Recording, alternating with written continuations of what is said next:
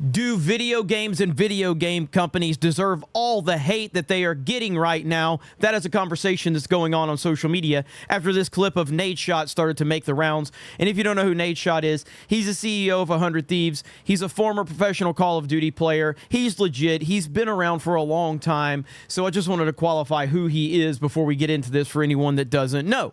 But the question is, do they deserve the hate? Let's listen to what he has to say, and then I will respond. There's something weird that has happened in the gaming community. I'm serious, too, when I say this.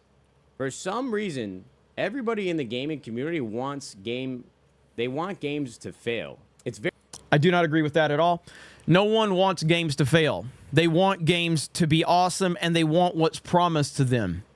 And that has been a problem with the video game companies and a lot of these AAA titles, is that they are presenting themselves as one thing, and then once it releases, they completely fuck it up. So I disagree at the beginning of this that people want games to fail. They don't want games to fail. They want games to be great, and they want them to honor the source material. They don't want them to be changed for diversity or DEI points. So when you have a game that is already ruined from the beginning with the DEI bullshit and the social justice propaganda, then yes, you're going to have people cheering against that, wanting it to fail. But if you have a game that comes out, look at Halo Infinite. Massive, massive boom when Halo Infinite came out. Why? Because people still want Halo to be good. And Halo Infinite was a massive success. And what happens? They fucked it up after this massive launch. Because they don't actually care about the gamers or the gaming community. Very bizarre. Like, the whole thing with X-Defiant is still, like, stumps me to this day. People complain about not having enough games to play, but when new games come out, even before they had played it, they're like, that game sucks, I'm not going to play it. Listen. Now, with X-Defiant, I don't know, man. I feel like the problem with X-Defiant is they kind of missed their window. I played the beta when it came out. I wasn't blown away by it. It's not bad. I want to be clear. It's not bad. But, I don't even think that the developer was saying this, but the narrative surrounding the game from a lot of gamers was that this is a Call of Duty killer. And there's every first-person shooter that comes out, people call it a Call of Duty killer. That's not going to happen. But X-Defiant came out, and they had that beta. And then everything just kind of went radio silent for a long time. And it was wondering, like, is this game even going to come out? And I haven't played it since it came out. Like I said, I played the beta. It didn't blow me away. So I don't know specifically what he's talking about right there. Maybe he's just talking about people aren't playing X-Defiant. But I just think the game's not... I don't think it's a bad game. I just think it's not that great, at least from my experience. Listen, man, if we keep tearing down these studios trying to make good games, like, yeah, not every single one is going to be fun and not every single one is going to be a hit. But if we're sitting here, like, preying on its downfall before the game even comes out, what do you think's going to happen? Nobody's going to be investing in gaming and making new games. And you're not going to have shit to fucking play. You're going to be sitting here playing MW2 Remastered Edition. You're going to be sitting here trying to play fucking the same old games for the 1,000th time these billionaires and fucking multi-billion-dollar publishers, they're not going to greenlight any new games, any new concepts, any new... Well, I can understand. I do understand the point he's trying to make there. I mean, if you've been watching me for any significant amount of time, you know I'm a huge fan of Titanfall and Titanfall 2, and I'm incredibly disappointed. I'm never going to get over the fact that Titanfall 2 essentially failed.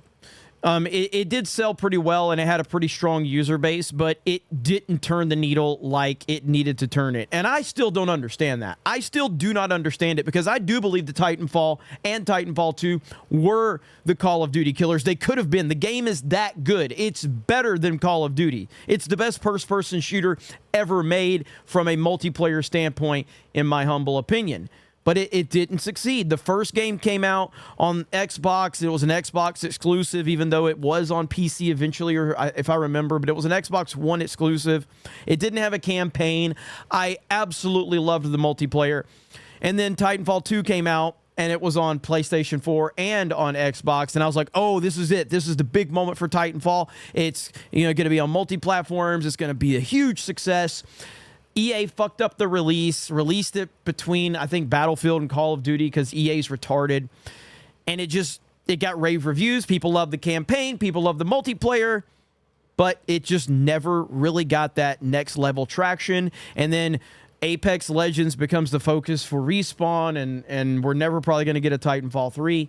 So I understand what he's saying from that perspective. But let's listen to the rest first. IP. I mean, I try to put myself in the shoes of myself when I was like 16 years old, but I can't. I was excited for new games when they came out. The problem is now we have too many options. We've seen too many different games. We've seen too many different ways to interact with games. Like, back in the day, bro, in 2007, when Halo 3, Gears of War 1, and Call of Duty Modern Warfare dropped the same fucking year. Good times. Bro, we were lined up outside of GameStops, whether it was in a mall or attached to a fucking Hollywood Video. Yep. Sitting there waiting, camped out, drinking fucking Mountain Dew, waiting for these new games. Hell for the yeah. midnight release. Everybody was so excited about it. Now when new games come out, we're fucking sitting around a goddamn fire witch artifact, like doing a satanic ritual for the game to fail miserably. I don't really get it. See, that's where I disagree with him. Halo Infinite, massive, like I said earlier, it came out and it was a huge success. I was playing Halo Infinite. We were having a blast playing Halo Infinite, and then they screwed it up. Look at Battlefront 2017. Do you remember all of the excitement around Battlefront 2017 when they announced it, and then the loot boxes controversy happened? Now, I enjoyed Battlefront 2017, and eventually the game got really good 2 years later. But they screwed it up because they lost the people before the game even came out because of their shitty business tactics. That's what this comes down to.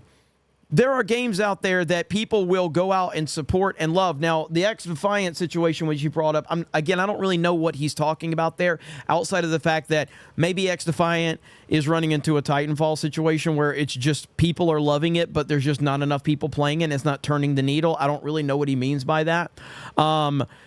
I haven't heard anything negative about X-Defiant at all. I mean, but every time a Call of Duty comes out, look at Warzone. Look how successful Warzone was, and they screwed it up. Why do I keep going back to Fortnite? I keep saying this about Fortnite. Fortnite is that chick that she's not the hottest chick, all right? She's not going to do all the crazy stuff. She's not the chick you're going to meet that's going to do all the crazy stuff, but she's the one you can trust. She's going to have a cooked meal for you home every night, and you don't have to worry about her. You know, Call of Duty, Titanfall, all these other games, Halo Infinite, that's the hot chick that you're going to have a lot of fun with. But guess what? Don't trust her, because she's probably got some diseases, and she's probably going to the next person that has more money. Okay? That's gaming right now. And Fortnite is just that solid, safe choice that's always there. And that's why I keep going back to Fortnite, because all the other chicks are crazy as hell. And they got diseases, and all they want is money. So Fortnite's just there, and it always works. Never fails. And then if you bring in all the other games, I mean, look what Cyberpunk 2077, look at the massive fan base that was created in the anticipation for Cyberpunk, only to come out and screw up completely.